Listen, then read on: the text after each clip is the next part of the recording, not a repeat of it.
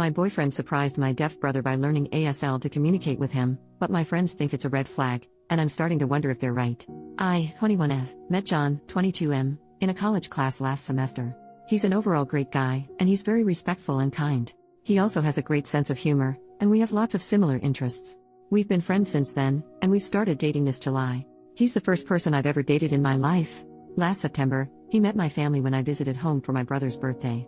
My brother, Trev, 19M, has been deaf since birth, so my whole family communicates with him either through sign language, Trev's lip reading, but we still just sign his reflex, or through text. During our small celebration at home, it was clear that my parents liked John. He was very charming, funny, and respectful. He even tried to connect with Trev by typing some of his jokes for Trev to read, although my brother could lip read as well. Whenever John would tell a story, either I or my parents would sign for Trev. My parents said that they're happy that I found a sweet and caring guy in John. Of course, I'm glad to hear this. Before we went back, John and Trev had a quick Call of Duty gaming session. For someone with Trev's condition, he is a really talkative guy lol. He's very expressive and likes to communicate a lot, especially when gaming. Of course, he couldn't outright trash talk, but he does the closest thing with his hands. So, there we were at Trev's room, with John and Trev playing while I was translating for them. I was laughing way too hard because Trev was trying his best to trash talk John, like saying he's weak and trying to say all these expletives, but I'm trying my best to tone it down for John. Meanwhile, I'm also translating John's instructions and strategies for Trev. Also, because this was the first time John met my family, he was saying all these praises to Trev like good job or we can do it better next time, although I know that deep inside, he also wants to trash talk my brother. The two of them got along pretty well, and they've been having some online gaming sessions since then. 2 weeks ago, John visited home along with me again for my mom's birthday. There, he surprised everyone, including me, by communicating with Trev through ASL. John was still at the alphabets, some basic words, and some rehearsed phrases, but we were all delighted that he even made the effort. Trev's face lit up, and I've never seen him happier having a new long-term friend with low communication barriers. Apparently, John had been watching some YouTube tutorials and got a free subscription to learn ASL. The two of them had a gaming session again, and this time, John and Trev could communicate more directly. Of course, it was still kinda slow and I still had to do some translating. Imagine trying to baby talk to a grown man or talking to a caveman with choppy sentences lol, but I could tell Trev was having a great time. They also got more comfortable with each other with more explicit trash talking, which I didn't tone down this time. John had been religiously learning ASL since then, and he's making a lot of progress. I was so happy with this, so I told my close friend group from high school. However, most of my friends, especially my closest guy friend, told me that what John was doing was a red flag because it could be a form of obsession and emotional manipulation. He also said it was creepy because John's becoming too attached to my family when we've only been dating about 5 months. He also said that John might only be doing it so he could get laid or something. I know there's some validity to what my friends said, but I'm not really convinced. John has been a wonderful and sincere guy the entire time, and I know it's naive to say this because he's my first ever relationship, but I can see this becoming long-term. Yes, we haven't hooked up yet because I told him I wasn't ready yet, and he never pressured me to do it. However, is his behavior something I should really be concerned about? Again, I don't have any experience with dating and relationships, so I don't know if this is something that's truly concerning. My friends are pushing for me to break up with John, but I'm not sure. How do I proceed with this? Edit. Wait, whoa. I took a break to work on a paper and there are now almost 1,000 comments. I'll try to process everything, but thank you for your kind words, Reddit. Yes, John is a wonderful guy, has so far given me no reasons to doubt his sincerity. It's only my friends who planted the seeds in my mind since they've all had experiences with dating and relationships, so the pressure kinda got to me. Thank you for all your insights. Update. 1 month later. First off, I wanted to thank everyone who gave their insights on my original post. As I said, I'm very new to relationships, so reading insights other than my inner circles was very eye-opening. To begin, many Redditors said that my high school friends are conniving, untrustworthy, and ableist people who never bothered learning ASL despite knowing me for a long time. I take accountability for this. I'm not saying they're blameless, but it's not entirely their fault. For some context, our family moved to our area when I was in senior year of high school due to my dad's job. The friend group, 2 guys and 2 girls before I joined, was already tight when I came in. They then took me in after we got grouped together for a school project, and they've been with me ever since. We've been friends for about 4 years now. They're not exactly saints, but they helped me survive my senior year in one piece. They are fun to hang out with, and they were the support I needed when I was struggling. Also, during that time, my brother was having an especially hard time adjusting because of his disability, so my friends never really saw Trev a lot. To be clear, I was never ashamed of Trev. It's just that whenever my friends came over, he either locked himself in his room or was in a different area with his tutor and never really interacted with us. Whenever he does come out, he's really shy and awkward, so my friends mostly just get glimpses of him. By the time Trev became more comfortable in our area and found his own circle, my friends and I had already graduated from high school and don't really hang out regularly anymore. They're friendly and polite with Trev, but then again, they never interacted as much to the point of them actually needing to learn ASL for him. Now, for the update. Last week, my friend group had our New Year party and I decided to bring John along to meet the rest of my friends. My other friend in the group also brought his girlfriend, so this wasn't really weird. Others have done so in the past as well. I've commented in the previous post that John had only met my closest guy friend, I'll call him Mike, 21M, so I wanted the rest of them to form their own opinions of John after they've met him. Initially, there was some tension and awkwardness from my friend group towards John. They were a bit cold, and they were throwing some harsh remarks toward him.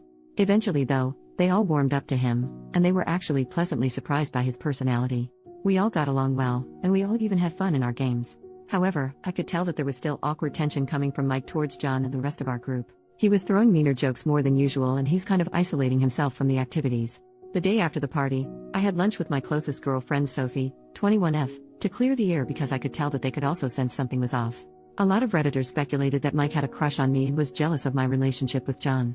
Turns out, you're all 1000% correct, but it's a lot more complicated than that. Apparently, Mike has had a crush on me since our senior year high school. However, he's known in our school as a notorious ladies' man and had a new girl with him almost every month.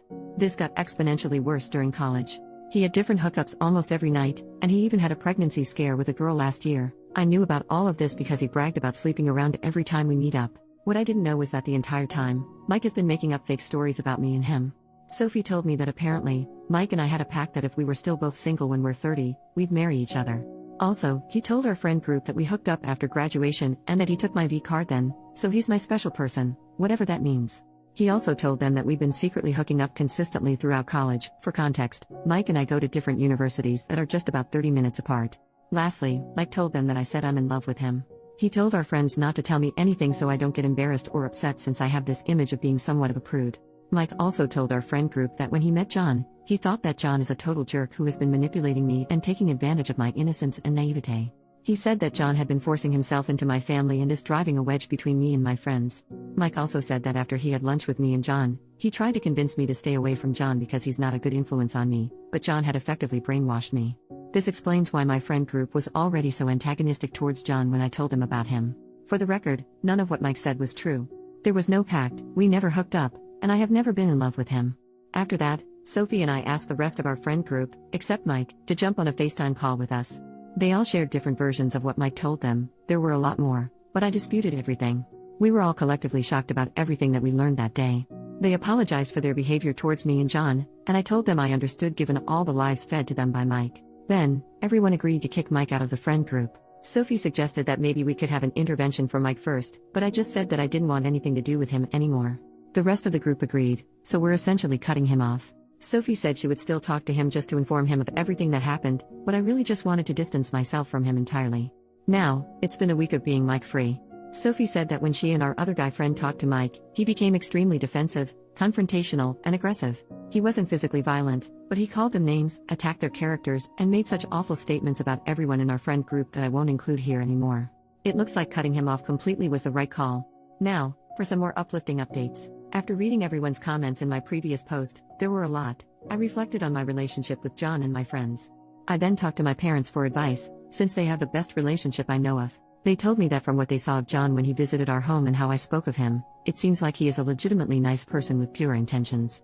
It also helps that John and I have been friends for months before we started dating, so I already knew his character even when there was less pretense of him trying to impress me. He's already impressive on his own though lol. I then told John about everything that happened and apologized, fully expecting him to be mad at me for doubting him and his intentions. Instead, he said he understood, because of course it was just natural for me to trust my friends and expect them to have my best interests. He then asked me if there was any point in our relationship when I felt uncomfortable or uneasy around him, and I categorically said no. I told him that he's my safe space, and he has nothing to worry about. He then reassured me that his intentions with me are genuine, and he even said that he sees a future with me, which I reciprocated. Also, John and Trev's friendship is still going strong. Trev has participated in one of John's D&D sessions with his friends, and John and I both acted as the translators. We were delighted to see that most of John's friends already know ASL alphabet. Apparently, they had even included it in the lore of their D&D campaign. Also, Trev had been asking John some tips for working out and getting fit lately since they have the same body type but John is more toned. One of his brothers is a fitness instructor. Also, I met John's family for the first time for their annual get-together. It was super fun. There were games and contests. Also, I wasn't prepared for it, but apparently, since their mom is a theater performer and their dad is a music producer, it was their family tradition to have a talent showcase. They gave me a pass this time, but they told me I should prepare something impressive for next year lol. John and his brothers performed Bye Bye Bye Bye in sync, in full Deadpool, Wolverine, and Captain America costumes, while his sisters and their husbands did Defying Gravity from Wicked. Their parents did a medley from The Sound of Music. It was a total blast. I felt their family's warm welcome, and they really treated me as one of their own. I could see where John got his good values and looks from, though I think I need to start taking voice and dance lessons to keep up with them lol. So, that's it for this update. My relationship with John is stronger than ever, and I finally know who my true friends are. If you've made it this far, thank you so much for your time. Happy New Year to us all.